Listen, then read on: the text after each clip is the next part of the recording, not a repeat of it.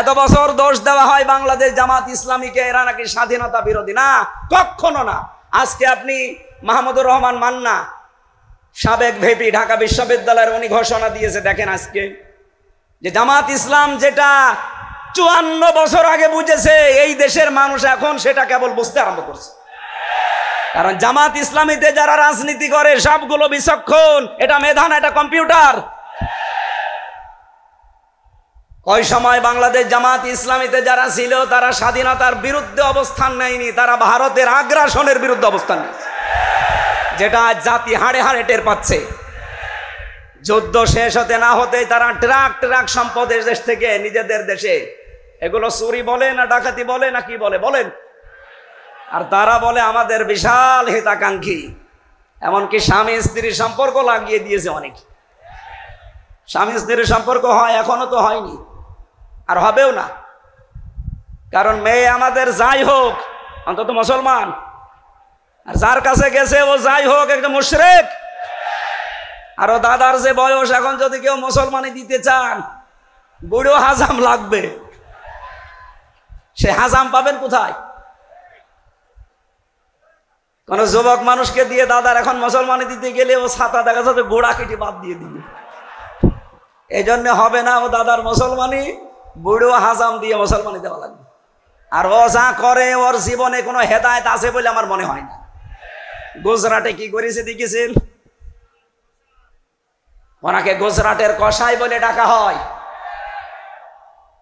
আল্লাহর একটা দুইটা না, শত শত ঘর মসজিদ ভেঙ্গে গুড়িয়ে দিয়েছে। আমার কাছে সবচাইতে কষ্টের এইটা যে আপনি আল্লাহর ঘর ভাঙেন, আপনি মানুষ। আমি নাম নিতেও ঘৃণা করি এই লোকটার, এটা একটা শয়তানের চাইতেও নিকৃষ্ট মানুষ। পৃথিবীর কোন ধর্মীয় উপাসনার ভাঙার পক্ষে আমরা না, বলেন বলেন। অথচ একটা দুইটা না, কতগুলো ঘর যেখানে আল্লাহকে সেজদা দেওয়া হতো ভেঙ্গে টুকরা টুকরা করে মিশিয়ে দিয়েছে। আমার তো যা মনে হয় আল্লাহর ঘরে যারাই হাত দেওয়ার চেষ্টা চালিয়েছে আল্লাহ তাদেরকে কাশফি মাকুল বানিয়েছে। এ ভারতও থাকবে না। এ খণ্ড বিখণ্ড হলো বলে দেখেন, কারণ ওরা আল্লাহর ঘরে হাত দিয়েছে। এই কথা বলেন না কেন? ওদেরকে এই জমিনের মানুষকে আল্লাহ দেখাবে খণ্ড খণ্ড হয়ে, যত টুকরা টুকরা করেছেন মসজিদকে তত টুকরা হবে। প্রাণপ্রিয় চট্টগ্রামবাসী, এই ময়দানে কথা বলতেন কোরআনের পাখি খ্যাত, আন্তর্জাতিক খ্যাতি সম্পন্ন মুফাসসিরে কোরআন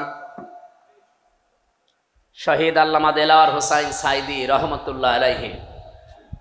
আমার জেলখানার সাথে 3টা বছর আমি আল্লাহরে বান্দার সাথে পাশেই ছিলাম। আমি ছিলাম 4 নম্বরে, উনি ছিলেন 1 নম্বরে। খালি একটা দেওয়াল ছিল মাঝে। আল্লাহ তার এই গোলামের সারা জীবনের কোরআনের খেদমত যেন কবুল করি, জান্নাতুল ফেরদাউসের সুউচ্চ মাকাম নসিব করেন, বলেন আমিন। দল মত জাতি বর্ণ ধর্ম নির্বিশেষে আজকের এই অনুষ্ঠান, এটাকে শুধু এলাকার মুসলমানদের বলেন বলেন।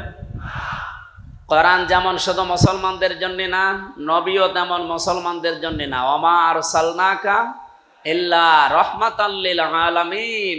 আমরা কোরআনে কারিমের ভেতরে পেয়েছি পৃথিবীতে আল্লাহর যত দয়া, সবচাইতে বড় দয়া হচ্ছে এই কোরআন নাজিল করা, এবং যার উপরে নাজিল হয়েছে তিনি মুহাম্মাদুর রাসূলুল্লাহ। রব্বুল আলামিন বলেন, কুল বিফাদলিল্লাহি ওয়া বিরহমাতিহি ফাবিযালিকা ফালইফরাহু হুয়া খায়রুম মিম্মা ইয়াজমাউন।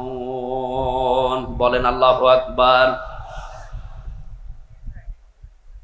সূরা ইউনূসের 58 নম্বর আয়াতে আছে, নবী আপনি বলুন তামাম পৃথিবী যা পেয়ে আনন্দে আছে, যা গেইন করে, যা অ্যাচিভ করে, যা অর্জন করে, যা কিছু নিয়ে রাজি হয়ে গেছে, খুশি হয়ে গেছে, আনন্দ পেয়েছে, আপনি বলেন তামাম পৃথিবীর মানুষের জন্য সব চাইতে খুশির বিষয়। এখানে 2টা তাফসীর হয়, 1 নম্বরে কোরআন, 2 নম্বরে মুহাম্মাদুর রাসূলুল্লাহ। ফাবিযালিকা ফালইফরাহু, সুতরাং কোরআনে কারীম এবং নবীজিকে যারা পেয়েছে তারা যেন আনন্দ করে। চট্টগ্রামের এই চনতি ময়দানে একদিন, 2 দিন, 3 দিন না, এই বাংলাদেশের ইতিহাস 55 বছর 19 দিন একাধারে চলছে। নবীজিকে জানা, বোঝা এবং তার জীবনী মানার জন্যই এরকম আয়োজন। এই জনতি সিরাত কমিটি আয়োজন করে থাকে আজ 55 বছর। নাকি অন্য কোনো উদ্দেশ্য আছে? সুতরাং এমন একজন মহান ব্যক্তিত্বকে আমরা জানার জন্য, বোঝার জন্য আলোচনা করছি। আল্লাহ যার চরিত্রের গ্যারান্টি দিতে গিয়ে আযীম দিয়েছেন, ওয়া ইন্নাকা লাআলা খুলুকিন আযীম। আমি কোরআনে কারিমে যত আয়াত পড়ি, ব্যাখ্যা পড়ি, তাফসীর পড়ি, সবচাইতে বেশি আশ্চর্য হয়েছি এই শব্দটা নিয়ে। আল্লাহ শুধু 2 জায়গায় এই আযীমটা লাগিয়েছেন। 1 নম্বরে কোরআনের ক্ষেত্রে, ওয়ালাকাদ আতাইনাকা সাবআম মিনাল মাসানি ওয়াল কুরআনাল আযীম, সূরা হিজরের ভেতরে আছে। কোরআনের ক্ষেত্রে আল্লাহ আযীম লাগিয়েছেন, আর রাসূলের চরিত্র বর্ণনা করতে গিয়ে আল্লাহ দিয়েছেন আযীম। এটা যেহেতু রেকর্ড হচ্ছে, তামাম দুনিয়া চলছে এখন লাইভে, তামাম পৃথিবীর মানুষকে আমি সামনে নিয়ে বলছি, আমরা যাকে আদর্শ মেনে চলি তার সবচাইতে বড় গুণ 63 বছরে একটা মিথ্যা কথা নেই। সুবহানাল্লাহ বাড়ি যেয়ে বলবেন। আপনি কি টের পাচ্ছেন আমি কি বললাম? আমরা যাদেরকে আদর্শ মেনে চলি, এ 63 বছর না, 63 ঘন্টায় 63 মিথ্যা কথা বলে। অথচ এমন একজনকে আমরা আজ মেনে চলতে পারছি, আমরা গর্বিত, আমরা আনন্দিত যে 63 বছরের জীবনে তিনি কোনোদিন একটা মিথ্যা কথা বলেননি। জোরে বলেন আল্লাহু আকবার। হ্যাঁ, আল্লাহ তার নিজের নাম ব্যবহার করেছেন কোরআনে। হযরতে ইসমাইল নবীর ক্ষেত্রে আল্লাহ দিয়েছেন ফাবাশশারনাহু বিগুলামিন হালিম। আপনাকে আমি একটা ধৈর্যশীল, সহনশীল সন্তানের সুসংবাদ দিচ্ছি। এই যে হালিম, আমার আল্লাহর নাম। আজকের সভাপতি উনি হালিম না, উনি আব্দুল হালিম। ওনাকে যদি শুধু কেউ হালিম বলে ডাকেন আপনার গোনা হবে, কারণ হালিম কে? আরো জোরে বলেন। উনি কি? আব্দুল হালিম। উনি হালিমের দাস, হালিমের গোলাম, হালিমের বান্দা। হালিম শুধু একজন, অথচ ওই নামটা আল্লাহ ইসমাইল নবীর চরিত্রের ক্ষেত্রে দিয়েছেন যে এমন ধৈর্যশীল, সহনশীল একটা সন্তান আপনাকে আমি উপহার দিলাম, হে ইব্রাহিম। ওনাকে আর একটা সন্তানের সুসংবাদ দিয়েছিলেন, তার নামও আল্লাহ তার নিজের নাম লাগিয়ে দিয়েছেন। রব্বুল আলামিন বলেন ফাবাশশারনাহু বিগুলামিন আলীম। আপনাকে আমি সুসংবাদ দিচ্ছি একজন জ্ঞানী বান্দার। এই যে আলিম এবং হালিম, এই 2টা শব্দ আল্লাহ নবীদের চরিত্রে দিলেন। একটা ইসহাক, একটা ইসমাইল আলাইহিস সালাতু ওয়াস সালাম। কিন্তু মুহাম্মদুর রাসূলুল্লাহর ক্ষেত্রে আল্লাহ হালিম আর আলিম দেননি। এমন গভীর শব্দ দিয়েছেন, কিয়ামত পর্যন্ত মানুষ নবীর চরিত্র শুধু অনুসরণ, অনুকরণ করবে, কোল কিনারা পাবে না। নবীদের চরিত্র যদি অনুসরণ করেন, আল্লাহ যেহেতু খুলুকিন আলী আযীম দিয়েছেন, মহান চরিত্রের উপরে আপনি প্রতিষ্ঠিত, অধিষ্ঠিত। যে কোরআন আপনার উপরে নাজিল করলাম, এইটার ক্ষেত্রেও আমি আল্লাহ কিন্তু আযীম লাগিয়েছি। ওয়ালাকাদ আতাইনাকা সাবআম মিনাল মাসানি ওয়াল কুরআনাল আযীম। আপনাকে আমি 7 আয়াত বিশিষ্ট একটা সূরা দিয়েছি, কোরআন দিয়েছি। সেটা সূরা ফাতিহা। বারবার যেটা রিভাইজ দেওয়া লাগে, রিপিট করা লাগে, বারংবার পড়া লাগে। কোরআনে কারিমকে আল্লাহ কোরআনুল আযীম বললেন। আর এই কোরআন অনুযায়ী যেই মানুষটা চলতে পারে তাকে দিয়েছেন খুলুকিন আযীম। জোরে বলেন সুবহানাল্লাহ। তাহলে আজকে আমরা আনন্দিত এই কারণে, কারণ আমরা এমন একজন মানুষের চরিত্র, জীবন আদর্শ শোনার জন্য বসে আছি যিনি আমাদের মতো সাধারণ মানুষ না। কি অনেক মানুষ এই কথা অলরেডি বলে যে নবীও যা আমিও তা না, এ কথা ঠিক না। রব্বুল আলামিন বলেন, নবী আপনি বলুন, কুল ইন্নামা আনা বাশারুম মিসলুকুম ইউহা ইলাইয়া।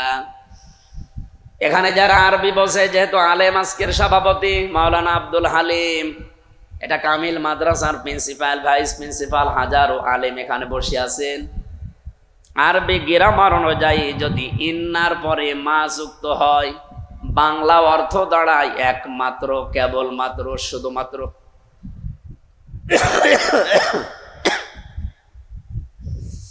রব্বুল আলামিন এখানে জানাতে চেয়েছেন, নবী আপনি বলুন আমি তোমাদের মতো মানুষ, কিন্তু আমার উপরে ওহী আসে, তোমাদের উপরে আসে না, এটা একটা পার্থক্য। তাহলে আমাদের মতো নবী হয় কি করে? আমরা তো ওহী পেলাম না। পেয়েছি আমরা ওহী? বলেন বলেন। সুতরাং তিনি ওহী পেয়েছেন, এই ওহী অনুযায়ী তার জীবনটা তিনি সাজিয়েছেন। এই জন্য পৃথিবীতে যত মানুষ আসবে আর যত মানুষ যাবে, শ্রেষ্ঠ মানুষের তালিকায় 1 নম্বরে ধরা লাগবে মুহাম্মদুর রাসূলুল্লাহকে।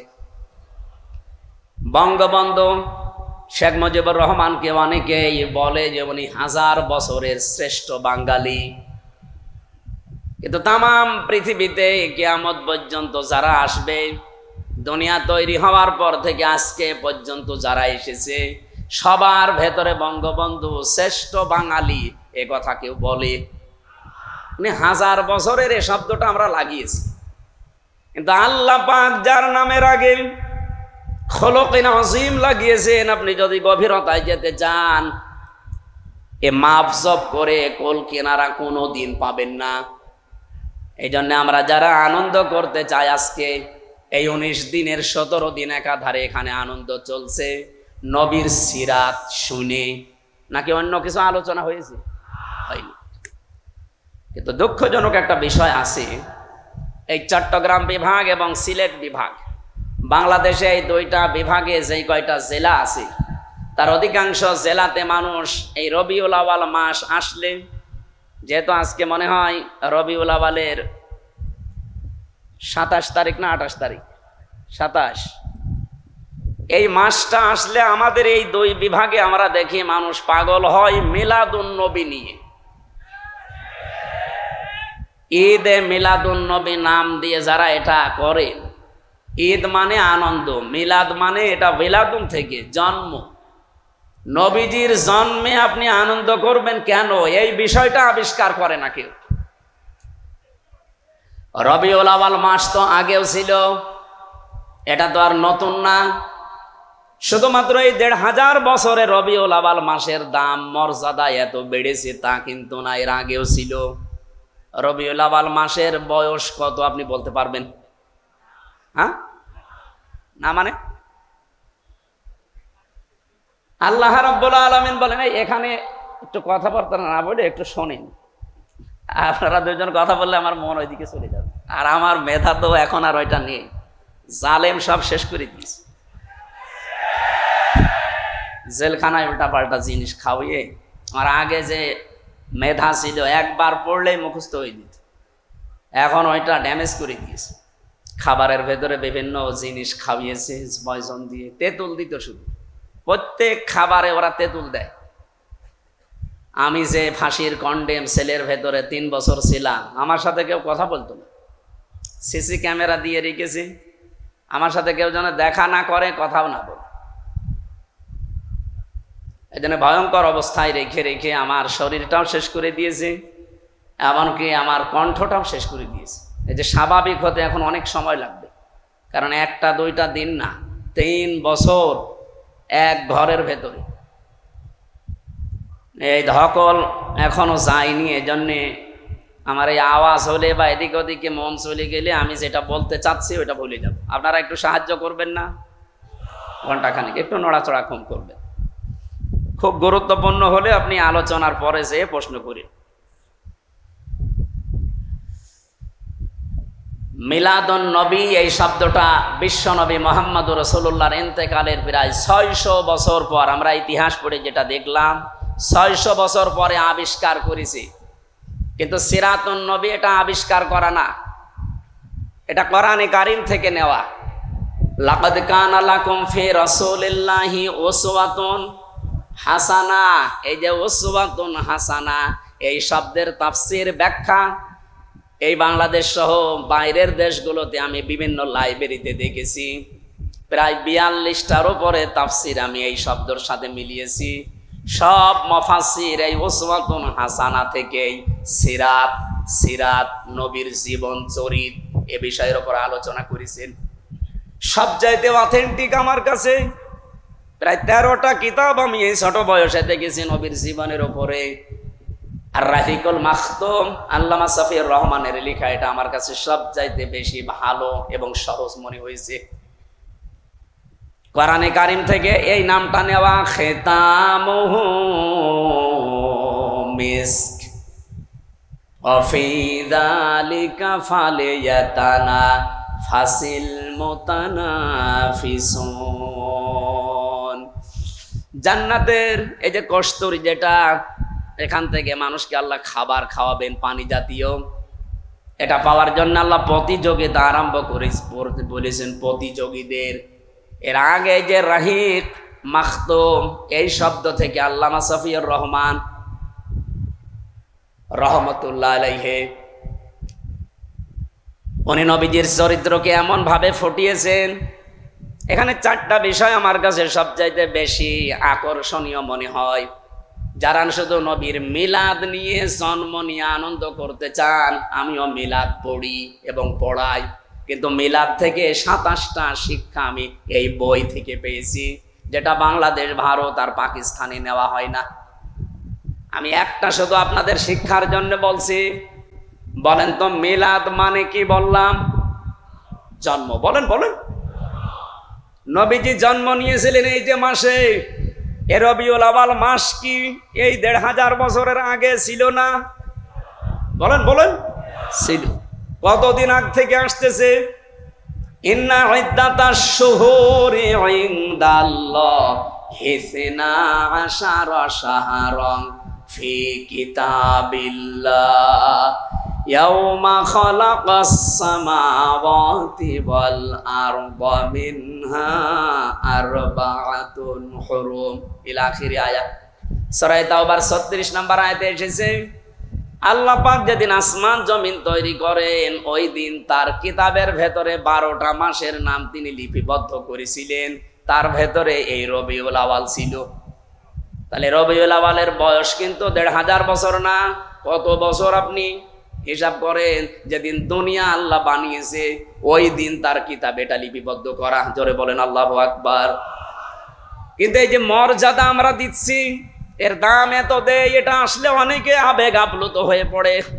এমনকি কালকে পরশোধনে যা আলোচনা হবে নবীজির সিরাতের ওপরে, মিলাদের ওপরে হবে। আমরা আশা করব যারা এই 2 দিন আসবে তারা যেন এই 27টা ব্যাখ্যা রাহিকুল মাখতুম থেকে আপনাদেরকে পড়া শোনায়। যেহেতু আমার আলোচনা ওইটা না, আমার একটা আলোচনার বিষয় আপনারা দিয়েছেন, আমি ওইদিকে যাব। বিশ্বনবী এই মাসে জন্ম নিয়ে প্রথম যে কাজটা করেছিলেন মায়ের কোলে বসে, আমরা হাদিস থেকে পড়ছি 3 জন মহিলার দুধ তিনি দুনিয়ায় পান করেছিলেন। প্রথম নম্বরে তার নিজের মা হযরতে আমিনা, 2 নম্বরে উম্মে আইমান নামে এক দাসী, 3 নম্বরে হযরতে হালিমাতুস সাদিয়া রাদিয়াল্লাহু তাআলা আনহা। রাহিকুল মাখতুমের বর্ণনা আল্লামা সাফিউর রহমান রহমাতুল্লাহ আলাইহি লিখেছেন, হযরতে হালিমা বলেন, আমি যখন মুহাম্মদকে কোলে তুলে নিলাম, ডান স্তন তাকে আমি পান করতে দিলাম, সে ঠিক মতো পান করেছে।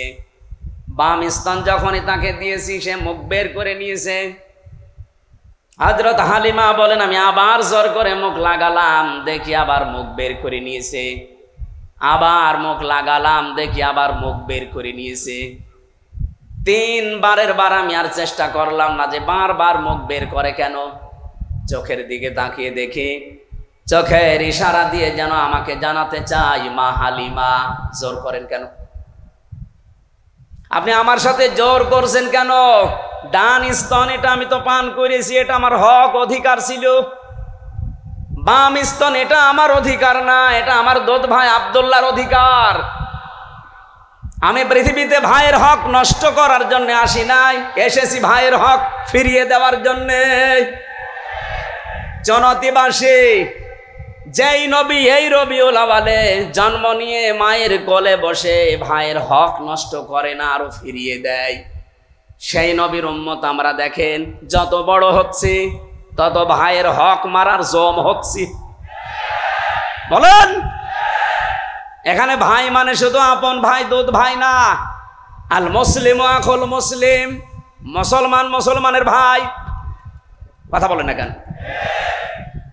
বলেন তো, বাংলাদেশে যারা চাঁদাবাজি করেন, যার কাছে করেন, ওকে আপনার মুসলমান ভাই না? ভাইয়ের সম্পদ কোনো ভাই চাঁদাবাজি করতে পারে? তাহলে করছে কারা? আপনি কিসের মুসলমান দাবি করেন? কিসের রবিউল আওয়ালে মিলাদ পড়েন? আমার কুষ্টিয়াতে এই রবিউল আওয়ালের 12 তারিখে আমাকে ডাক দিয়ে বলছে, হুজুর মিলাদ পড়ে দিন, নবীজির জন্মের মাস। আমি গোপন সূত্রে কথাটা বলছি, ওনারে জিজ্ঞাসা করেছে একজন যে আপনি এত টাকা পেলেন কোথায়? এতগুলো গরু জবাই করেছেন, এত খেচড়ি জিলাপি বিরানি কোথায় পেয়েছেন? মিলাদ দিচ্ছেন নবীজির জন্মের, এত আবেগ আপনার। ওনাকে বলেছে যে এটা চাঁদার টাকা। চাঁদার টাকা দিয়ে রবিউল আওয়ালে মিলাদ দিচ্ছে। চট্টগ্রামে তো এসব নেই। এই কথা বলছেন? শুধু চট্টগ্রাম না, শুধু কুষ্টিয়া না, সারা দেশে এভাবে চলছে। এমনকি রবিউল আওয়াল এসেও এটা থেমে নেই, এ মাসে আরো বেশি চলছে। ওরা আবার মিলাদ পড়াবে রবিউল আওয়াল আসলে না। মিলাদ পড়লে আপনি এই শিক্ষাটা প্রথমে নেওয়া লাগবে। এরকম 27টা পেয়েছি একটা একটা করে। আমার যেহেতু মিলাদ নিয়ে আলোচনা না, আমার সিরাত নিয়ে আলোচনা। এই পৃথিবীতে যদি কেউ শুধুমাত্র মিলাদ মানে কিন্তু নবীজির সিরাতকে না মানে, ওই লোকটা জাহান্নামে যাবে। তার বাস্তব প্রমাণ আবু লাহাব, আবু তালেব। নবীজির এই দুইজন চাচা নবীর জন্মে খুশি ছিল। আপনি আবু তালেবের জীবনী পড়েন, আবু লাহাবের জীবনী পড়েন, তাফসিরে পেয়েছি এই দুইজনের জীবনী। তারা এত বেশি খুশি হয়েছিল নবীর জন্মে, আল্লাহর নবীর যেদিন জন্ম হয় এই 2 আঙ্গুল দিয়ে দাসী পর্যন্ত আজাদ করে দিয়েছে। কিন্তু যখনই নবীজির জীবনী তাদেরকে মানতে বলা হয়, আল্লাহর নবীর আদর্শের ওপরে আসতে বলা হয়, তখন তারা বিভিন্ন কথাবার্তা তুলে মানতে চায়নি। আবু তালেবের কথা জানেনও, কিন্তু বলেছিল যে ভাতিজা তোমাকে ভালোবাসি, কিন্তু মানতে পারলাম না। বুখারী শরীফে এসেছে, ইয়া আম্মি আবি তালিব কুল লা ইলাহা ইল্লাল্লাহ হাজ্জুল লাকা ইনদাল্লাহি ইয়াউমাল কিয়ামাহ। চাচা, জোরে বলা লাগবে না, আমার কানের কাছে মুখ নিয়ে শুধু আস্তে করে বলেন লা ইলাহা ইল্লাল্লাহ। এমনকি মুহাম্মাদুর রাসূলুল্লাহ ঘোষণা আপনার দেওয়ার দরকার নেই। আমি যে মুহাম্মদ এটা আমি তো জানি, আমি মেনে নিলাম, কিন্তু আল্লাহর একাত্মবাদের স্বীকৃতি আপনাকে দেওয়া লাগবে। আপনার জোরে দিলে যদি সমস্যা হয়, একটু আস্তে আস্তে বলেন। কিয়ামতের দিন আমি আল্লাহর সামনে ঝগড়া করে আপনাকে জান্নাতে নিয়ে যাব না। লোকটা পড়ে না। পাশে যারা দাঁড়িয়েছিল তারা বুঝ দিয়েছে, আবু জেহেল আর আবু সুফিয়ান, যে নেতা পড়বা, সারা জীবন বাপদাদার ধর্ম মানলে, এখন এই ভাতিজার নতুন ধর্ম গ্রহণ করে কলঙ্কিত হবা। মানুষ তোমারে ভীরু বলবে, কাপুরুষ বলবে।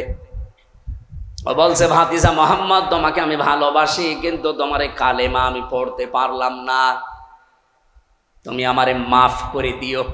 ঠিক এইভাবেই পড়েছি তার জীবনে আমি, তুমি আমাকে মাফ করে দিও। বলেন তো, মাফ করার মালিক নবীজি না আল্লাহ? বলেন বলেন। অমাইয়াগফিরুয-যুনুবা ইল্লাল্লাহ, আল্লাহ বাদে মাফ করতে কেউ, আরো জোরে বলেন, পারে না। সঙ্গে সঙ্গে নবীজির মন খারাপ হয়ে গেল।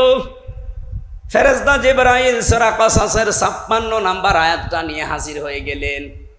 ইন্নাকা লা তাহদি মান আহবাবতা ওয়ালাকিন্নাল্লাহা ইয়াহদি মান ইয়াশা।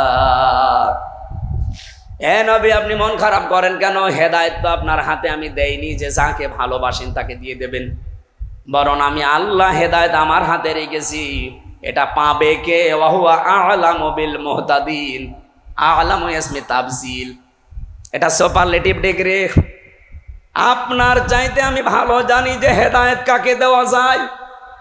এই লোকটা আপনার চাচা, আমি জানি সারা জীবন আপনাকে ভালোবাসা দিয়েছে। আপনার জন্মেও খুশি ছিল, কিন্তু আপনার আদর্শ পেয়েও খুশি না। এই জন্য আমি আল্লাহকে মাফও করি নাই। একে আল্লাহ কিয়ামতের দিন শুধু জাহান্নামের 2টা ফিতা লাগিয়ে দেবে পায়ের নিচে, মাথার মগজ পর্যন্ত টকবক করে ফুটবে।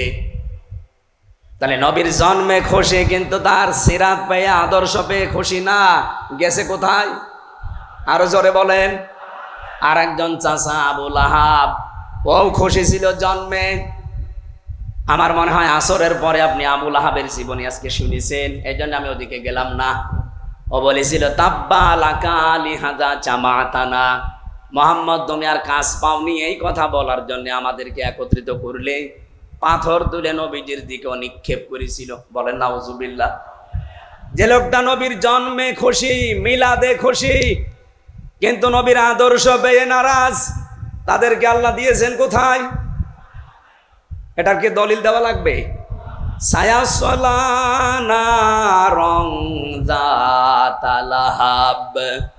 শুধু আবু লাহাবকে আল্লাহ, যারা আমাদের পেছনে উল্টা পাল্টা ট্যাগ লাগিয়ে দেন, এমনকি তাদের পেছনে দেখি অনেক মহিলা পর্যন্ত নাড়াচাড়া দেয়। আমি নাম নিলাম না। টেলিভিশনে টক শোতে বসে বসে নবীর আদর্শের বিপক্ষে যারা কথা বলছেন, আজ এই কয়েকদিন দেখছি এক মহিলা মানে পাগলা কুত্তায় কামড় দিয়েছে। আবরার ফাহাদ আমার কুষ্টিয়ার সন্তান, তারে হত্যা করেছে কে? এটা প্রমাণিত সত্য। সত্য না? আমার সাথে জেলে ছিল 20 জন আবরার ফাহাদের হত্যাকারী। তারা ওরা নিজেরা বলেছে যে এভাবে পিটিয়েছে। অথচ টক শোতে বসে বসে একজন মহিলা দেখলাম বলছে যে আবরার ফাহাদকে হত্যা করেছে ছাত্র শিবির। এত বড় ডাহা মিথ্যা কথা আপনি বলতে পারলেন? আমি সেই দিন মনে হয় ময়মনসিংহ না রংপুরে, হ্যাঁ রংপুরে একটা কথা বলতে গেলে স্লিপ অফ টান হয়ে গেছে। মুসলিম হলের জায়গায় হয়ে গেছে মহসিন হল। মুসলিম হল যেটা সলিমুল্লাহ মুসলিম হল, এখানে আজ প্রায় 21 বছর বা 16 বছর নিয়মিত না হলেও অনিয়মিত আজান বন্ধ ছিল। সেইটা বলতে গিয়ে আমি বলে ফেলেছি মুখ দিয়ে, আমি ইচ্ছাকৃত না অনিচ্ছাকৃত, যে মহসিন হল। এই জন্য অনেকে দেখলাম, অনেক ভাইরা পাগল হয়ে গেছে আমার পেছনে, এমনকি আমার মা বাবাকেও তারা জারোস বলে গালি দিচ্ছে। আরে ভাই, আমার নাই, ভুলে বের হয়ে গেছে কথাটা। এই জন্যে যদি আপনি প্রতিবাদ করতে পারেন যে মানুষগুলো ডাহা সত্যকে মিথ্যা বানিয়ে প্রচার করতে চায়, নবীর আদর্শের মানুষগুলোকে যারা কলঙ্ক দিতে চায়, কত মানুষকে বলতে শুধু ইসলামী ছাত্র শিবির 1971 সালে নাকি তারা যুদ্ধ অপরাধী এই নামে দণ্ডিত, অথচ এই দল তৈরি হয়েছে 1977 সালে। আমার মনে হয় শয়তান এদের কথা শুনে আর হাসে, আর আমাদের একটা ভুল ক্রমে বের হয়েছে, সেইটা নিয়ে ওরা রাজনীতি আরম্ভ করেছে। আমার সূরা আবু লাহাবের তাফসিরে মাঝে মাঝে ফি জিলালিল কোরআন যখন দেখি, মনে হয় যে হয়তো এখন উম্মে জামিল আবু লাহাবের স্ত্রী বেঁচে নেই, কিন্তু তার পেতাত্তা অনেকে এখন এই দেশে আছে।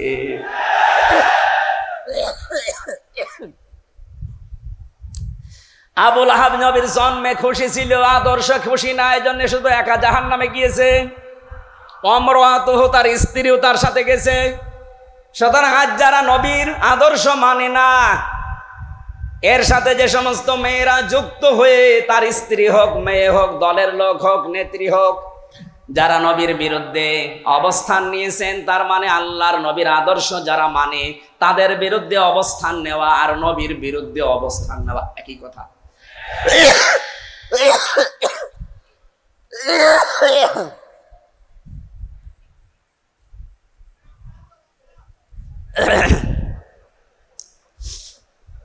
চট্টগ্রামবাসী, আমি মেন কথাটা বলতে চাই এইভাবে, শুধুমাত্র নবীর জন্ম নিয়ে আনন্দে থাকলে আপনাকে হবে না, তাহলে আবু লাহাব এবং আবু তালেবের মতো আপনি জাহান্নামে যাবেন। আপনাকে নবীর জন্ম নিয়ে, মিলাদ নিয়ে যেমন খুশি থাকার কথা, তার চাইতে বেশি খুশি হওয়ার কথা নবীর জীবন এবং আদর্শ পেয়ে। ওনার 40 থেকে 63 এই 23 বছরের জীবন আপনাকে মাস্ট বি মানাই লাগবে। এই কথা বলেন না কেন? কোরআনের আইন মানা যেমন ফরজ, বিশ্ব নবীর আদর্শ মানা ওই রকম ফরজ। বিশেষ করে 40 থেকে 63 এই 23 বছর একদিনও আপনি বাদ দিতে পারবেন না। সিস্টেম অপর পৃষ্ঠায় হবে জানে, চা দিয়ে কিছু হবে না, ঘন্টা খানিক সময় নিচ্ছে। আপনারা এই যে নড়াচড়া করছেন কারা ভাই? বসেন বসেন। যেহেতু বললাম সিস্টেম অপর পৃষ্ঠায় দেখুন, আরো 2 জন চাচার নাম আমরা জানি, যিনি আমার নামে নাম হযরতে আবু আমির হামজা, আর একজন হযরতে আব্বাস রাদিয়াল্লাহু তাআলা আনহুমা। এই 2 জন চাচা, তাদের পুরা জীবনী আমি পড়েছি। ওনারা শুধু নবীর মিলাদে খুশি না, নবীর জন্মে খুশি না, ওরা নবীর আদর্শ পেয়েও খুশি ছিল। তাহলে আমার মনে হয় ক্লিয়ার হয়ে গেছে যে শুধু মিলাদুন নবী পালন করলে আপনি জান্নাত যেতে পারবেন না, সিরাতুন নবী আপনাকে মানা লাগবে। এই জন্যই সুন্নতির সিরাত কমিটি আজ 55 বছর একাধারে এই পৃথিবীর মানুষকে এইটাই জানান দিচ্ছে যে মিলাদ আমরা মানি, কিন্তু সিরাত জরুরি। কথা বলেন। আর সিরাত আমাদের ভেতরে নেই। সিরাতের বহু পাঠ আমি পেয়েছি। আমার এই ছোট্ট জীবনে সিরাতের প্রায় 71টা পাঠ পেয়েছি আমি নবীজির জীবনে। তার ভেতরে একটা আপনারা দিয়েছেন আজকে, শান্তির সমাজ প্রতিষ্ঠায় নবীজি সাল্লাল্লাহু আলাইহি ওয়াসাল্লাম। আসেন, দুনিয়ায় শান্তি এই শব্দটার ব্যাখ্যা নিয়ে আমরা এবার মূল আলোচনায় প্রবেশ করতে চাচ্ছি। আল্লাহ আমাদেরকে যে ধৈর্য এবং সহ্য, সেই জোহরের পর থেকে আপনারা বসে আছেন, এই জন্য এই ধৈর্য এবং সহ্যের কারণে বলেন আলহামদুলিল্লাহ। আমার তেলাওয়াতকৃত আয়াত আপনারা শুনেছেন, একটা পরিচিত আয়াত, সূরা কুরাইশ। কোন সূরা? আমরা আয়াত পড়েছি মাত্র 2টা, 3 এবং 4। আমার এই মাথার ভেতরে আয়াত নিয়ে এবং শান্তির সমাজ প্রতিষ্ঠা করার জন্য নবীজির যে ভূমিকা, এটা নিয়ে আমার যা পড়াশোনা করা আছে, 1 ঘন্টা না, কিয়ামত পর্যন্ত আলোচনা হবে শুধু এই 2টা আয়াত নিয়ে। আমরা চেষ্টা চালাচ্ছি সামারাইজ করে ফেলার। জবান খুলে আগে কোরআনের সোনালী আয়াতটা একটু পড়েন। আউযু বিল্লাহি মিনাশ শাইতানির রাজিম। বিসমিল্লাহির রহমানির রহিম। ফালিয়াবুদু রাব্ব হাযাল বাইত। আল্লাহ পাক বলেন, এই ঘরের মালিকের ইবাদত করো। তাহলে 2টা জিনিস আমি তোমাদেরকে দেব। আল্লাযী আত'আমাহুম মিন জু' ওয়া আমানাহুম মিন খাউফ। ক্ষুধা লাগলে এই খাবারের ব্যবস্থা আমি আল্লাহ করব, আর যখনই ভয় আসবে তখন আমি আল্লাহর নিরাপত্তা দিয়ে দেব। আমাদের প্রথম বিষয় হচ্ছে শান্তির সমাজ প্রতিষ্ঠা। শান্তি কি? এটা দুঃখের বিপরীত, কষ্টের বিপরীত। আমরা অনেকেই বলি যে সুখ শান্তি, না, জিনিস 2টা এক না, এমনকি 2টার শব্দ আলাদা।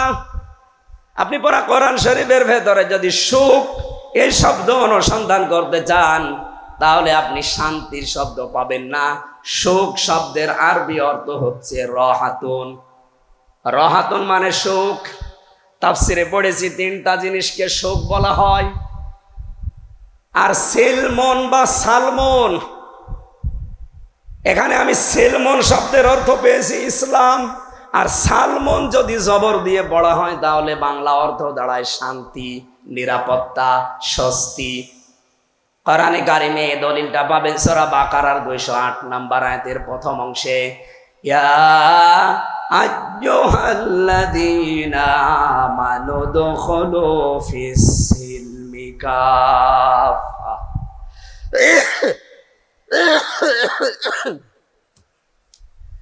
এখানে আল্লাহ ঈমানদারকে ডাক দিয়ে জানালেন তোমরা ইসলামে পরিপূর্ণভাবে প্রবেশ করো। যেহেতু সিনের নিচে জের আছে এই জন্য সিলমনের অর্থ ইসলাম। যদি আপনি এর উপরে জবর দিয়ে পড়েন তাহলে বাংলা অর্থ দাঁড়াবে শান্তি। কোরআন শরীফ থেকে আমি 4টা বিষয় পেয়েছি শান্তির, তাহলে 3টা বিষয়কে বলা হয় রাহাতুন বা সুখ, আর 4টা বিষয়কে বলা হয় সিলমন বা শান্তি। শান্তির সমাজ প্রতিষ্ঠার জন্য বিশ্বনবী কি করেছিলেন, যেহেতু এ বিষয়ে কথা বলা দরকার। আল্লাহর নবী জন্মের পর থেকে 17 বছর পর্যন্ত তিনি তেমন কোনো কাজে যোগ দেননি। শান্তি প্রতিষ্ঠা করার জন্য তিনি 17 বছর থেকে আরম্ভ করেছিলেন হেলফুল ফজল সংগঠনের নামে। আমি আমার দেশের যুবকদেরকে আহ্বান জানাবো, যদি নবীজির আদর্শে অনুপ্রাণিত হয়ে এই দেশে যদি শান্তি আপনি স্থাপন করতে চান, প্রতিষ্ঠা করতে চান, মাস্ট বি এই 16-17 বছর বয়স থেকে আপনাকেও সংগঠনভুক্ত হওয়া লাগবে। কথা বলে না কেন? আর আমি নিজে কোরআন হাদিস পড়ে যেহেতু একেবারে খাস বাংলায় বলছি, বাংলাদেশে যত সংগঠন এখন কাজ করছে সবার উদ্দেশ্য এক না। বামপন্থী রাজনীতি যারা করে এদের ছাত্র সংগঠনের উদ্দেশ্য আপনি দেখেন, এরা বলে আমরা 10 তলার গাছতলা সব সমান করে দেব। কেউ 10 তলায় থাকবে, কেউ গাছতলায় থাকবে, এটা হবে না, সব সমান হয়ে যাবে। আমরা ওটা চাই, কিন্তু আপনি চান লেনিন আর কার্ল মার্ক্সের পথে, আর আমরা চাই মুহাম্মদুর রাসূলুল্লাহর পথে। পার্থক্য এইটা। যেহেতু আমার নিজের লেখা নিজের দেখা, বাংলাদেশে এখন যত ছাত্র সংগঠন আছে এই 16-17 বছর বয়স থেকে যারা সংগঠন করে, নিজের চরিত্রকে ঠিক রেখে, নিজেদের লেখাপড়াকে ঠিক রেখে সমাজে শান্তি, স্বস্তি, নিরাপত্তা দেওয়ার জন্য সর্বাত্মক চেষ্টা যারা করে যাচ্ছে তারা ইসলামী ছাত্র শিবির। আপনার রাগ হলেও এটাই সত্য, তার বাস্তব প্রমাণ আপনাদের এই এলাকায় বাড়ি এসএম ফরহাদ, এই পাশের জেলা খাগড়াছড়ি বাড়ি সাদিক কাইম, আমার জয়পুরহাটে বাড়ি মহিউদ্দিন। সারা বাংলাদেশের দিকে তাকান, অন্য কোনো দোষ হয়তো আপনি তাদের দিতে পারেন বানিয়ে তহমত হিসাবে, আমি গ্যারান্টি দিতে পারি এই যে ছাত্র শিবির এদের ভেতরে কোনো বিড়িখোর, গাঁজাখোর, মদখোর, নারীখোর পাবেন না। যদি একটা ধরতে পারেন আপনি আমারে বলেন, আমি এখনই তাদের নামে বরদোয়া করব। তো বাকি যেগুলো আছে শুধু বলা না, আমি নিজের চরিত্র তাদের দেখেছি। তারা সত্যকে মিথ্যা, মিথ্যাকে সত্য বানিয়ে ওলট পালট করে একজনের নামে খালি দায় চাপিয়ে দাও, দায় চাপিয়ে দাও, এই রাজনীতি করে। এটাকে আমি বানালাম। কোরআনে কারিমের সূরা নিসা 5 নম্বর পারা 15 নম্বর পৃষ্ঠা 11 নম্বর লাইনের 112 নম্বর আয়াতটা বাড়িতে মিলাবেন। অমাইয়াকসিব খতিয়াতান আও ইসমান সুম্মা ইয়ারমি বিহি বারিআন ফাকাদ ইহতামালা বুহতানা ওয়া ইসমান মুবিনা। রব্বুল আলামিন বলেন, বহু মানুষ এমন আছে নিজে অন্যায় করে, আর অন্যায়টা যখন হয়ে যায় তখন একটা নিরপরাধ মানুষের ওপরে দোষটা চাপিয়ে নিজে ভালো সাজে। এরকম ছাত্র সংগঠন বাংলাদেশে নেই, এরকম দল বাংলাদেশে নেই। নিজেরা অন্যায় করে, নিজেরা দোষ করে, আর যে লোকটা কিচ্ছু জানে না তার উপরে দোষটা চাপিয়ে তাকে জাতির সামনে কালার করে দেয়। আবার কানে কানে বলে দেয় যে দোষ অমুকের উপরে চাপিয়ে দে। কি বেশি বলে ফেললাম?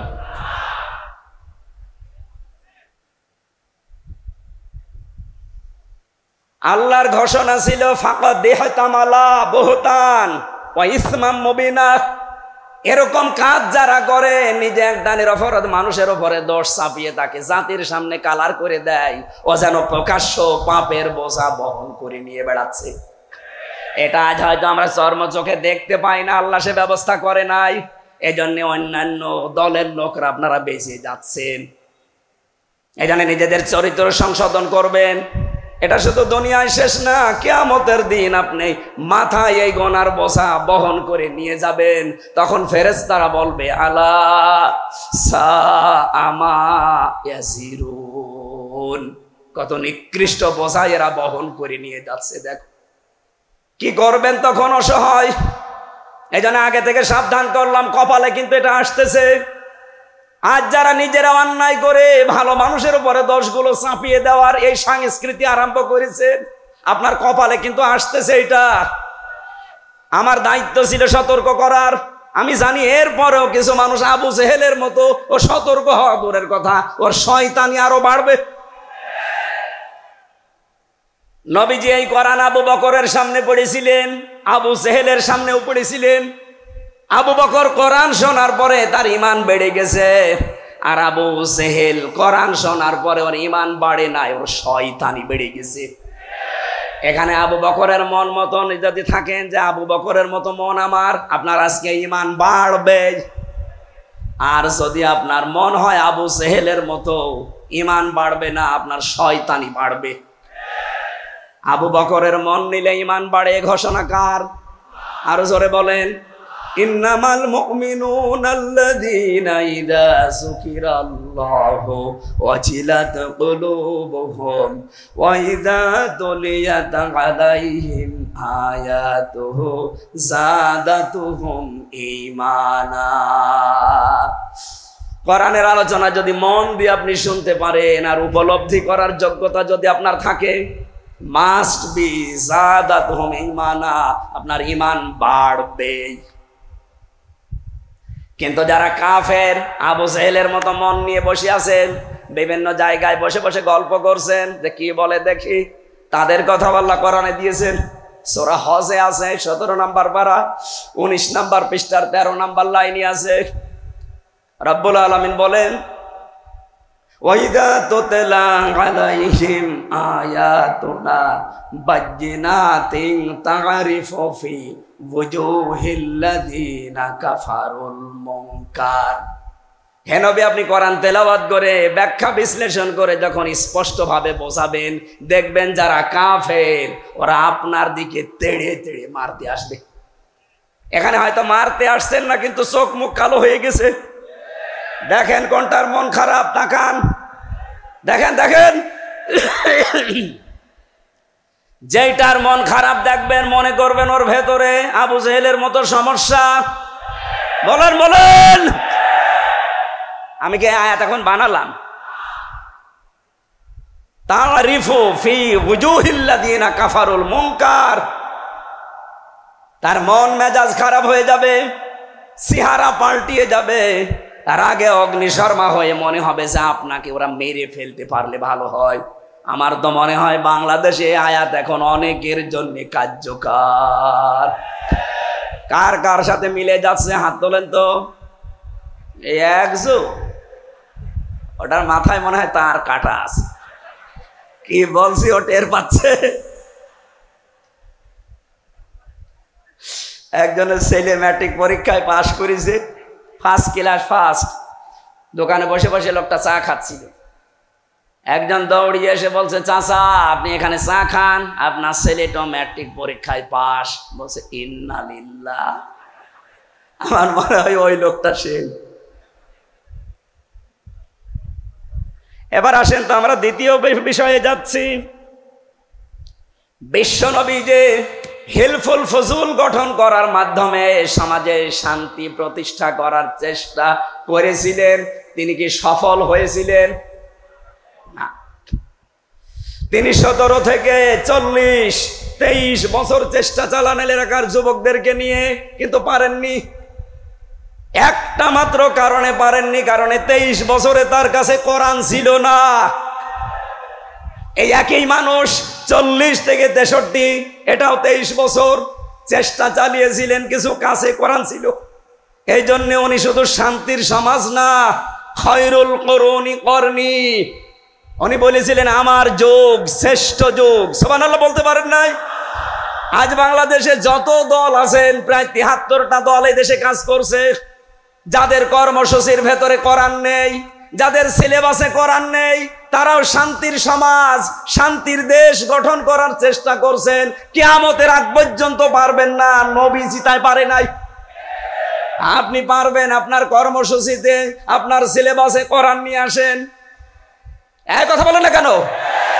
বাংলাদেশ জামাত ইসলামী দেখেন, ওনাদের সিলেবাসের যে 15টা পয়েন্ট প্রতিদিন লেখা লাগে, তার প্রথম পয়েন্টে আপনি কোরআন কয় আয়াত পড়েন, বুঝে পড়েন না, না বুঝে পড়েন আগে লেখেন।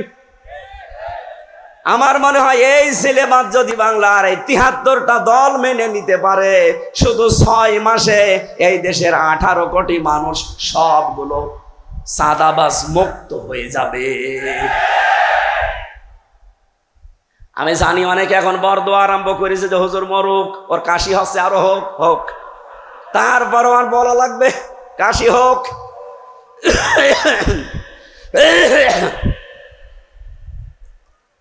বলেন নবীজি নিজের 17 থেকে 40, 63, 23 বছর চেষ্টা চালিয়েছিলেন ভালো করার জন্যে, শান্তির সমাজ প্রতিষ্ঠার জন্যে। পেরেছেন? পারেন নাই, কারণ কোরআন ছিল না। অথচ একই নবী শুধু কোরআন হাতে পেয়েছেন 40 বছরে, বাকি 23 বছর চেষ্টা চালিয়ে যেখানে যেখানে গিয়েছেন পুরা এলাকাটা তিনি জান্নাতের পরিবেশ বানিয়েছিলেন। এবার আসেন, আমি ইতিহাস থেকে একটা কোট করেছি। কষ্ট হচ্ছে? একটু সময় বেশি লেগে যাবে আমার মনে হয়, 15-20 মিনিট বেশি লাগবে। থাকবেন না ইনশাল্লাহ? কারণ যত তথ্য আমি লিখেছি, বললাম না এই আমার জীবন শেষ হয়ে যাবে। কণ্ঠটা সাপোর্ট দিলে তার ভালো হতো।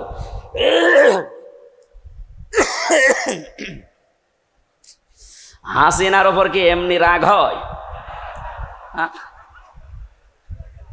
এই বুড়ি মহিলা আমার জীবনটা শেষ করে দিল। 3 বছর এই ফাঁসির কন্টেম্পশনে কোন কারণে আপনি আপনারা রাখলেন? আপনার কিছু হয়েছে? আমার তো মাঝখান থেকে ক্ষতি হয়ে গেল, আমার পরিবারটাও নষ্ট হয়ে গেল, আমার এদিকে আমার জীবনটাও শেষ করে দিলেন। যেখানে ডাক্তার দেখায় এখন বলে আপনার রেস্টে থাকা লাগবে, তা আপনারা তো থাকতে দেন না। কোথায় কুষ্টিয়া, কোথায় চট্টগ্রাম, আসতেই লাগে 2 দিন। এত জার্নি করে আজকে ঠান্ডা লেগে গেছে। আমি ইতিহাসে যেটা পড়েছি সেটা এবার 1 মিনিটে শোনাচ্ছি। ওই জামানায় নবীজি শান্তি প্রতিষ্ঠা করতে পারছিলেন না কেন? তিনি বাস্তবে একটু লক্ষ্য করে দেখলেন যে পুরা আরব জাহান ওই সময় 32 জন নেতার নেত্রী মিলে চালায়। ওই জামানায় পুরা আরব জাহানে 36টা গোত্র ছিল। কয়টা? বলেন বলেন, এটা রেকর্ড হচ্ছে, তুলে নেবেন। 36টা গোত্রের 36টা গোত্র প্রধান ছিল। মনে করেন বাংলাদেশের উদাহরণ দিলে বুঝবেন, এমপি আমাদের যেমন 300 এমপি, ওই সময় পুরা আরব জাহানে 36 জন এমপি ছিল। আর বাকি 3 জন জাতীয় নেতা ছিল, আর জাতীয় নেত্রী ছিল 3 জন। জাতীয় নেতা ছিল 3 জন 3টা জাতির। একটা ইহুদিদের, ওদের জাতীয় নেতার নাম হচ্ছে মারহাব। খ্রিস্টানদের জাতীয় নেতা ছিল মুখাইরে, আর মুশরিকদের জাতীয় নেতা ছিল আবু জাহাল।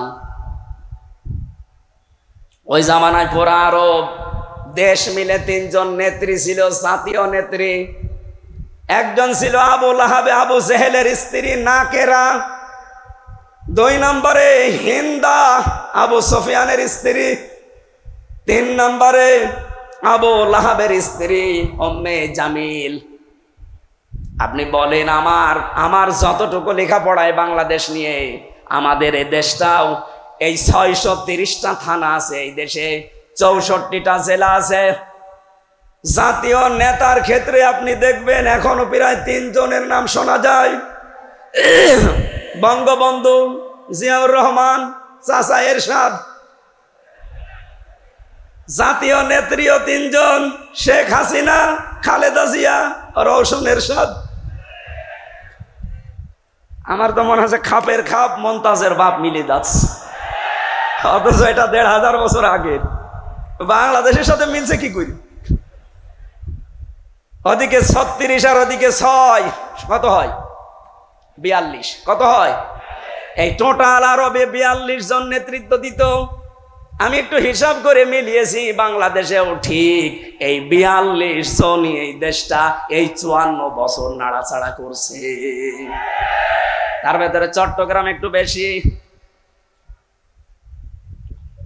নবীজি দেখলেন এই মানুষগুলো যতদিন দায়িত্বে আছে, এদের মাথা থেকে আগে খাবারের ঝুড়িগুলো নামিয়ে আবু বকরের মতো মানুষ, ওসমানের মতো মানুষ, ওমরের মতো মানুষ, হযরতে আলী রিদওয়ানুল্লাহি তাআলা আলাইহিম আজমাইন, এদের মাথার উপরে যদি আমি চাপিয়ে দিতে পারি, যারা আজ না খেয়ে থাকে তারা খাবার নিয়ে পারবে না।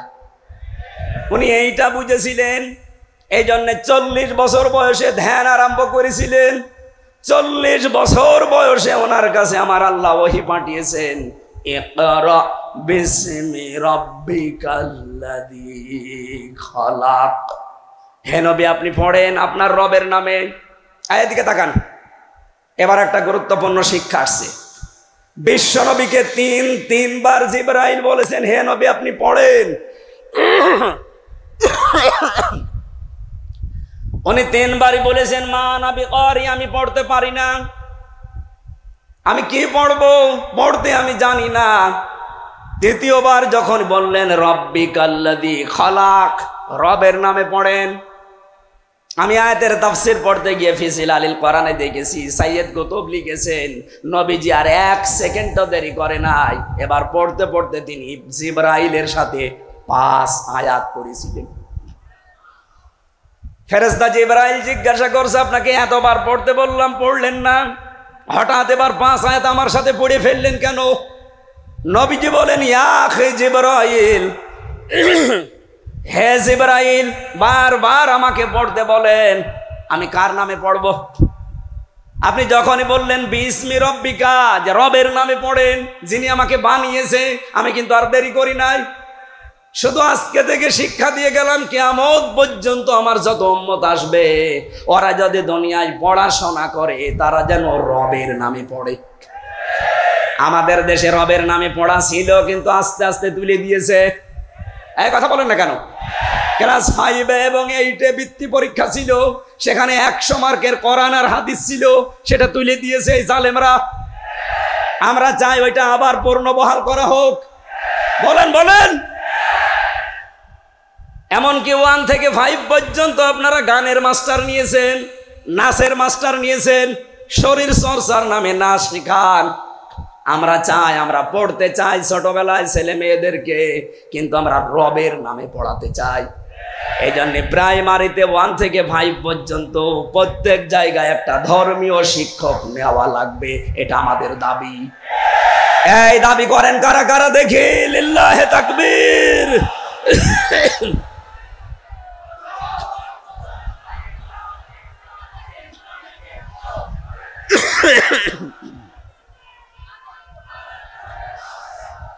যেহেতু প্রধান উপদেষ্টা আপনাদের এই চট্টগ্রামের সন্তান, 2 জন নবীর নাম তার, ডক্টর মোহাম্মদ ইউনুস।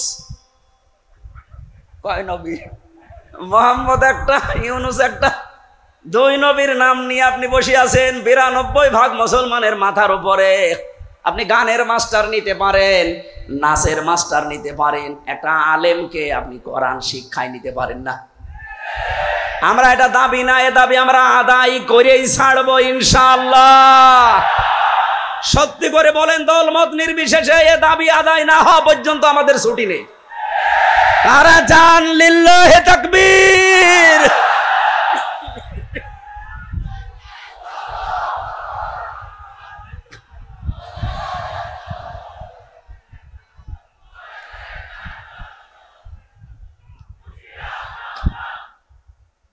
চট্টগ্রামবাসী, সুতরাং নবীজি প্রথম ওহী পাওয়ার পরে যেটা শিক্ষা দিতে চেয়েছিলেন ওইটা 54 বছরও আমরা পেলাম না। এখনো আমাদের শিক্ষা 7 বাংলার জমিনে পূরণ হবে, বলেন হবে? এটা দলমত, জাতি, বর্ণ, ধর্ম নেই। যে ধর্মের মানুষ হোক, আপনার ধর্মের মূলনীতি অনুযায়ী পড়াশোনা করুন। আমরা মুসলমান, আমাদের ধর্মের মূলনীতি হচ্ছে রব। কথা বলেন না কেন? আমরা আমার রবের নামে পড়তে চাই, যেটা আমার নবী আমাকে 40 বছর বয়সে শিখিয়েছে। রব্বুল আলামিন বলেন, শান্তির সমাজ প্রতিষ্ঠায় নবীজিকে এবার আমি আদেশ দিলাম, আল্লাযীনা আমানু ওয়া লাম ইয়ালবিসু ঈমানাহুম বিযুলমিন উলাইকা লাহুমুল আমন। এটা সূরা আনআমে আছে, 7 নম্বর পারা 17 নম্বর পৃষ্ঠার 1ম নম্বর লাইনের 82 নম্বর আয়াতের প্রথম অংশে। এটা ফি জিলালিল কোরআনে আছে, ইবনে কাসিরে আছে। আল্লাহ বলেন, যারা ঈমান আনে আর ঈমানের সাথে যারা শিরিক মিশ্রণ করে না, এখানে শিরিক মানে, এখানে জুলুম মানে শিরিক, যারা তাদের ঈমানের সাথে কোনো জুলুমকে মিশ্রণ ঘটায় না, তার মানে শিরিক মিশ্রণ করে না, আমি আল্লাহ বলছি উলাইকা লাহুমুল আমন, এই মানুষগুলোই নিরাপত্তা এবং শান্তির হকদার। তাহলে আল্লাহর পক্ষ থেকে যদি শান্তি, স্বস্তি, নিরাপত্তা পেতে চান, এই বাংলাদেশের ঈমান যাদের আছে নির্ভেজাল করা লাগবে, এবং জুলুমের সাথে শিরিকের সাথে ঈমান মিশ্রণ করা যাবে না। অথচ এদেশে বহু ভণ্ড পীরের নামে কলঙ্ক, এরা জাতিকে ঈমানের লেশ মাত্র শিক্ষা না দিয়ে অলরেডি তারা ঈমানের সাথে শিরিক মিশ্রণ করে ফেলেছে। এবার বলেন শিরিক কি? এটা প্রশ্ন। এক কথায় বসো, হ্যাঁ ওদেরকে বসিয়ে দেন, বসেন। 1-1.5 ঘন্টা যদি বসে থাকতে না পারেন আমার আলোচনার পরে, আপনার বিয়ে দিলে বউ টেকবে? মুরব্বী আছে বলে আমি কিছু বললাম না, বলেন তো। 1-1.5 ঘন্টা বসে থাকতে পারে না, বিয়ে দিলে বউ চলে যাবে না? শেষে চট্টগ্রামের বদনাম হবে। এখানে কত ক্যামেরা দেখতে পাচ্ছেন, সারা দেশে চলছে। কত মানুষ এদিকে মুখ দিয়ে আছে, ছেলে খুঁজতেছে। আপনি যদি এখন ওটাউটি করেন, ও জীবনে চট্টগ্রামের মেয়ে বিয়ে দেবেন, বলবে অন্য জেলায় দেব, আপনারা উঠবেন না ভাই। শান্তি, স্বস্তি, নিরাপত্তা দেওয়ার একচ্ছত্র মালিকানা কার? বলেন বলেন। এটা আল্লাহ যাদেরকে দিতে চেয়েছেন, যারা তার ইবাদত করবে তাদেরকে।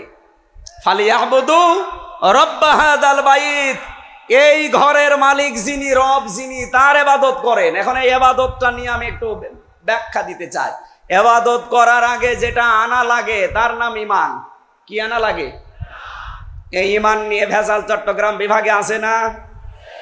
কি ভেজাল? আমি এক কথায় বলছি ভাই, আল্লাহ যেটা পারে ওইটা অন্য কেউ পারে, এই বিশ্বাস যে করে সে শিরিক করে, আর শিরিক যে করে সে মুশরিক।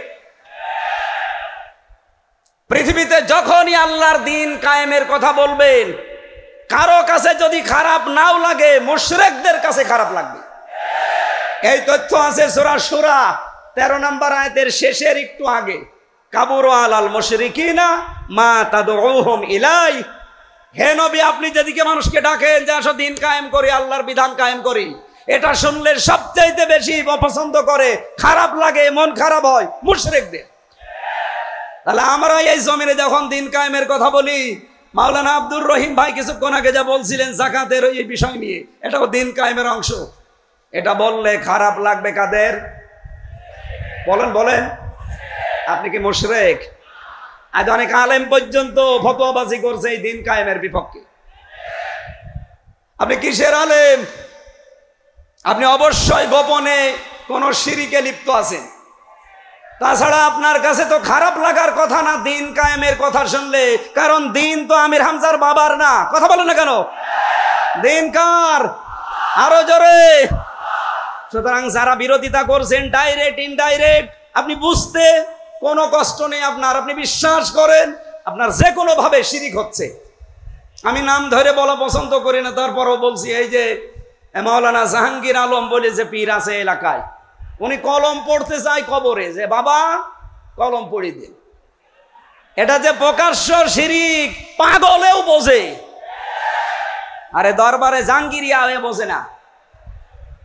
এরপরে নোরে আলম নাকি নোরে বাংলা আছে একজন, এ কোথায় পায় চট্টগ্রামের মানুষ এদেরকে? বলেন এই যে প্রকাশ্য শিরিক গুলো যারা জারি করে, শিরিক করলে মানুষ কি হয় বলেন না কেন? আরো জোরে বলেন। মুশরিকদের কাছে দিন কায়েমের কথা শুনলে খারাপ লাগবে, এ কথা কার? সুতরাং এই চট্টগ্রাম বিভাগে আল্লাহর বিধান কায়েম হোক, এটা শুনলে যাদের কাছে রাজনীতি মনে হয়, যাদের কাছে ধর্ম ব্যবসা মনে হয়, যাদের কাছে ধান্দাবাজি মনে হয়, নিশ্চয় তারা মুশরিক, অবশ্যই কোনো না কোনো ভাবে শিরিক করছে। শিরিক করলে আল্লাহর শান্তি থেকে আপনি দূরে চলে যাবেন। উলাইকা ইসমে ইশারা, আল্লাহ মনে হচ্ছে এভাবে আঙ্গুল দিয়ে দেখাচ্ছে, উলাইকা এই চট্টগ্রাম চুনতির এই মানুষগুলো লাহুমুল আমনু, এরাই নিরাপত্তার শান্তির হকদার, কারণ এরা ঈমান এনেছে, ঈমানের সাথে কোনো জুলুম কোনো শিরিক মিশ্রণ করেনি। এবার এখন বাস্তব উদাহরণ দিচ্ছি, মক্কা দিকে তাকান। অমান দাখলাহু কানা আমিনা, এটা 97 নাম্বার আয়াতের মাঝের অংশে আছে, 4 নাম্বার পারা 1 নাম্বার পৃষ্ঠা 6 নাম্বার লাইনে, এটা সূরা আলে ইমরান। আল্লাহ বলেন আমার এই এরিয়ার ভেতরে যারা প্রবেশ করে আমি আল্লাহ তাদেরকে নিরাপত্তা দিয়ে দেই। আমার প্রশ্ন হচ্ছে, কাবা শরীফের যে এরিয়া, এটা তো আর আমাদের এই যে এখানে যে মসজিদ গুলো আছে এতটুকু না, কাবার এরিয়া কয়েক কিলোমিটার। এর ভেতরে যারাই প্রবেশ করে তাদের শান্তি নিরাপত্তা স্বস্তি দেয় কে? আওয়ালামি ইয়ারাউ আন্না জাআলনা হারামান আমিনা ইলা আখিরি আয়াত। আল্লাহ পাক বলেন তারা কি দেখে না আমার হারামের ভেতরে কি শান্তি নিরাপত্তার বেষ্টন দিয়ে ঘেরা? আয়ুখাত্তাফুন নাসু মিন হাওলিহিম, অথচ এর আশপাশে কিন্তু নিরাপত্তা নেই। এবার তাকান, আমাদের এই বাংলাদেশের 56,000 বর্গ মাইল, এটা কি কাবা শরীফ? না, জোরে বলেন। তাহলে এই 56,000 বর্গ মাইলকে কাবা শরীফের এরিয়ার মতো যদি শান্তি নিরাপত্তার শহর বানাতে হয়, কাবা শরীফের এরিয়ার ভেতরে যা চলে এখানেও সেটা করা লাগবে। কাবার পুরা এরিয়ার ভেতরে একটা জিনিস নেই, সেটা হচ্ছে শিরিক। এক কথা বলে না কেন? কাবার এরিয়ার ভেতরে কোনো শিরিক পাবেন না। মাওলানা আব্দুল হালিম যদি যেয়ে থাকে জিজ্ঞাসা করেন, মাওলানা আব্দুর রহিম বশরি যদি যেয়ে থাকে জিজ্ঞাসা করেন, কাবার এরিয়ার ভেতরে আপনি কোনো শিরিক পাবেন না। এই জন্য সেখানে শান্তি আর নিরাপত্তা দিয়েছে কে? আমাদের এই বাংলাদেশ। শুধু আমাদের এই দেশটা না, পাশে দেখেন যারা আছে, মায়ানমার, ইন্ডিয়া, এগুলো সব আমাদের দুশ্মন। আসতে বলো। পৃথিবীর যত দেশ আমি ঘুরলাম, এত নিকৃষ্ট প্রতিবেশী পৃথিবীতে কোনো দেশে নেই। এরা এত নিকৃষ্ট প্রতিবেশী, কত হাজার লক্ষ লক্ষ মানুষকে নিজের দেশে জায়গা থাকার পরও আমাদের দেশে পাঠিয়ে দিয়েছে। এই মায়ানমারে আমাদের চাইতে 3-4 ডবল বড় এই দেশটা। এতটুকু দেশ, মাত্র 56,000 বর্গ মাইল, এখানে 20 কোটির উপরে আমরা মানুষ, অথচ আমাদের চাইতে 3-4 ডবল বড় দেশটা, মানুষ আমাদের চাইতে কম। এরপরেও শয়তানরা ওখান থেকে জোর করে পিটিয়ে বিভিন্ন কায়দায় আমাদের এই দেশে ওদেরকে পাঠিয়েছে। আর এর পাশে যারা আছে আল্লাহর ওলিরা, এরা তো সেই শুরু করেছে 47 থেকে আমাদের বিরুদ্ধে, এখনো পর্যন্ত আমাদের বিরুদ্ধে লেগে আছে। এত বছর দোষ দেওয়া হয় বাংলাদেশ জামাত ইসলামীকে, এরা নাকি স্বাধীনতা বিরোধী। না, কখনো না। আজকে আপনি মাহমুদুর রহমান মান্না, সাবেক ভিপি ঢাকা বিশ্ববিদ্যালয়ের, উনি ঘোষণা দিয়েছে, দেখেন আজকে, যে জামাত ইসলাম যেটা 54 বছর আগে বুঝেছে, এই দেশের মানুষ এখন সেটা কেবল বুঝতে আরম্ভ করছে। কারণ জামাত ইসলামীতে যারা রাজনীতি করে সবগুলো বিচক্ষণ, এটা মেধা না, এটা কম্পিউটার। ওই সময় বাংলাদেশ জামাত ইসলামীতে যারা ছিল তারা স্বাধীনতার বিরুদ্ধে অবস্থান নেয়নি, তারা ভারতের আগ্রাসনের বিরুদ্ধে অবস্থান নিয়েছে, যেটা জাতি হাড়ে হাড়ে টের পাচ্ছে। যুদ্ধ শেষ হতে না হতেই তারা ট্রাক ট্রাক সম্পদ দেশ থেকে নিজেদের দেশে, এগুলো চুরি বলে না ডাকাতি বলে না কি বলে বলেন, আর তারা বলে আমাদের বিশাল হিতাকাঙ্ক্ষী। এমনকি স্বামী স্ত্রীর সম্পর্ক লাগিয়ে দিয়েছে অনেক। স্বামী স্ত্রীর সম্পর্ক হয়, এখনো তো হয়নি, আর হবেও না। কারণ মেয়ে আমাদের যাই হোক অন্তত মুসলমান, আর যার কাছে গেছে ও যাই হোক একজন মুশরিক। আর ও দাদার যে বয়স, এখন যদি কেউ মুসলমানি দিতে চান বুড়ো হাজাম লাগবে। সে হাজাম পাবেন কোথায়? কোন যুবক মানুষকে দিয়ে দাদার এখন মুসলমানি দিতে গেলে ও ছাতা দেখা যাচ্ছে গোড়া কেটে বাদ দিয়ে দিবে। এই জন্য হবে না ও দাদার মুসলমানি, বুড়ো হাজাম দিয়ে মুসলমানি দেওয়া লাগবে। আর ও যা করে ওর জীবনে কোনো হেদায়েত আছে বলে আমার মনে হয় না। গুজরাটে কি করেছে দেখেছেন? ওনাকে গুজরাটের কসাই বলে ডাকা হয়। আল্লাহর একটা দুইটা না, শত শত ঘর মসজিদ ভেঙ্গে গুড়িয়ে দিয়েছে। আমার কাছে সবচাইতে কষ্টের এইটা যে আপনি আল্লাহর ঘর ভাঙেন, আপনি মানুষ। আমি নাম নিতেও ঘৃণা করি এই লোকটার। এটা একটা শয়তানের চাইতেও নিকৃষ্ট মানুষ। পৃথিবীর কোন ধর্মীয় উপাসনার ভাঙার পক্ষে আমরা না, বলেন বলেন। অথচ একটা দুইটা না, কতগুলো ঘর যেখানে আল্লাহকে সেজদা দেওয়া হতো ভেঙ্গে টুকরা টুকরা করে মিশিয়ে দিয়েছে। আমার তো যা মনে হয় আল্লাহর ঘরে যারাই হাত দেওয়ার চেষ্টা চালিয়েছে আল্লাহ তাদেরকে কাসফিম মাকুল বানিয়েছে। এ ভারতও থাকবে না। এ খণ্ড বিখণ্ড হলো বলে দেখেন, কারণ ওরা আল্লাহর ঘরে হাত দিয়েছে। এই কথা বলেন না কেন? ওদেরকে এই জমিনের মানুষকে আল্লাহ দেখাবে খণ্ড খণ্ড হয়ে যত টুকরা টুকরা করেছেন মসজিদকে তত টুকরা হবে। আমাদের দেশটাকে আমরা শান্তির সমাজে পরিণত যদি করতে চাই, ঈমান আনা লাগবে। ভেজাল না ভেজাল মুক্ত। এমনকি আমাদের ঈমানের সাথে যেন কোনো জুলুম, বিশেষ করে শিরিক মিশ্রণ না হয়।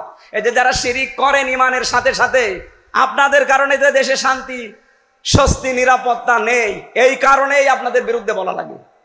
তাছাড়া আপনার বিরুদ্ধে আমি কোন কারণে বলবো? আপনি প্রকাশ্য শিরিক করছেন, কবরে মাজার বানিয়ে ব্যবসা করে খাচ্ছেন, আর মানুষের ঈমান, আমল, আকীদা সব নষ্ট করছেন। এই কথা বলেন না। অন্তত দেশের আলেমরা বেঁচে থাকতে এরকম শিরিক চলতে দেওয়া যায়? এই চট্টগ্রাম চাষ করেছিল মরহুম পীর মাওলানা আব্দুল জব্বার রহমতুল্লাহ আলাইহি, সিদ্দিক আজাদ রহমতুল্লাহ আলাইহি, শহীদ আল্লামা দেলাওয়ার হোসাইন সাইদি রহমতুল্লাহ আলাইহি। কথা বলেন না কেন? এই চট্টগ্রামবাসী তাদের কাছে ঋণী। আল্লাহ গোলামগুলোকে যেন জান্নাতুল ফেরদাউসের সর্বোচ্চ মাকাম দান করেন, বলেন আমিন। আমার কথা ভাই কাটসাট, যেটা বলতে চাচ্ছি, ঈমান আমরা যাই এনেছি আমাদের ঈমানের সাথে যেন কোনো শিরিক মিশ্রণ না হয়। বেঁচে থাকা লাগবে। কাবা শরীফে যেমন নিরাপত্তা দিয়ে আল্লাহ ঢেকে রেখেছেন, শুধু শিরিক নেই। এই কারণে আমাদের দেশটা এবার আমরা ওইভাবে সাজাতে চাই, দেশটাতে যেন শান্তি, নিরাপত্তা, স্বস্তিতে চলাফেরা করা যায়। যাবে না ইনশাআল্লাহ? আমি কয়েকটা উদাহরণ এখানে পেয়েছি। রব্বুল আলামিন জানিয়েছেন ইব্রাহিম আলাইহিস সালামকে আমি আল্লাহ শপথ দেখিয়েছিলাম এবং তার সম্পর্কে আমি ভালো করে জানতাম। কণ্ঠটা তো মারাত্মক ঝামেলা করে ফেলবে দেখছি। গরম পানি দেন তো ভাই, দেখি কোনো গরম পানি থাকলে দেন তো। এত ডিস্টার্ব হলে তো কথা বলা ঝামেলা।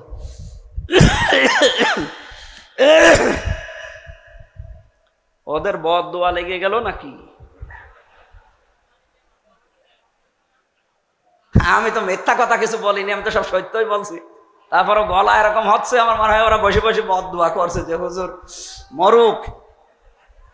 ভাইরা আর 15 মিনিট পরে বদদোয়া করিন, এখনই শুরু করিন না, আমার আয়াতটা শেষ হোক। আমি দলিলগুলো লম্বা করে আর বলার মনে হয় ক্যাপাসিটি নেই, কারণ গলা যদি একবার বসে যায় আর জোর করেও হবে না। সূরা আম্বিয়ার 51 নম্বর আয়াতটা বাড়ি যেয়ে মিলাবেন।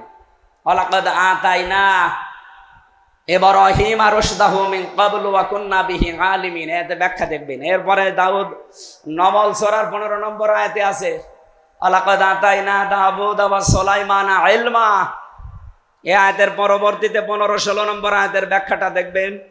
3 নম্বরে সূরা ইউসুফ 56 নম্বর আয়াত দেখবেন, 13 নম্বর পারা 1ম নম্বর পৃষ্ঠায় আছে, ওয়ালাকাদ মাক্কান্নাহুম ফিল আরদ।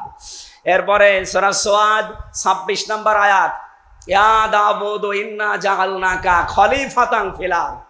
জমিনে শান্তির সমাজ যদি কায়েম করতে চান, রাষ্ট্র ক্ষমতা মাস্ট বি, লাগবেই। এই জন্য নবীজি হিজরত করার সময় 3টা দোয়া করেছিলেন, যে আল্লাহ তুমি আমাকে নিরাপদে বের করে দাও, আর যেখানে পৌঁছাবা নিরাপদে পৌঁছিয়ে দাও, আর এমন একটা রাষ্ট্র ক্ষমতা আমাকে দান করো যার ভেতরে তোমার সাহায্য থাকে।